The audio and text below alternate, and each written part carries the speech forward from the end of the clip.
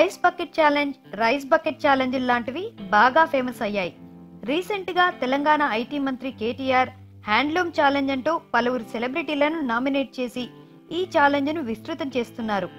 ఇప్పుడు సూర్య దోశ ఛాలెంజ్ అంటూ కొత్తగా ఓ కాన్సెప్ట్ మొదలు పెట్టడం అందరికీ ఆశ్చర్యం కలిగించింది.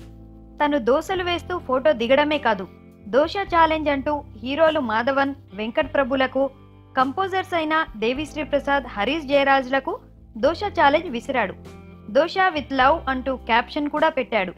సడన్ గా స్టార్ హీరో దోశ ఛాలెంజ్ మొదలు పెట్టడానికి అసలు కారణం ఏంటా అని ఆరా తీస్తే అది తన భార్య కోసం అనే విషయం జనాలకు అర్థమైంది.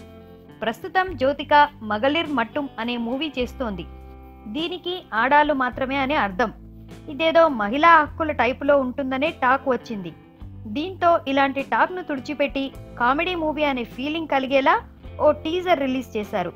ఇందులో ప్రధాన పాత్రధారులు ఓ కారులో ప్రయాణిస్తూ తమ ఇంట్లో ఇన్నేళ్లలో ఎన్నేసి లక్షల దోశలు వేశామో లెక్కలు వేసుకుంటూ ఉంటారు. ఇప్పుడు ఆ సినిమాకు ప్రచారం కోసమే ఇలా దోశ ఛాలెంజ్ ను స్టార్ట్ చేశాడు సూర్య.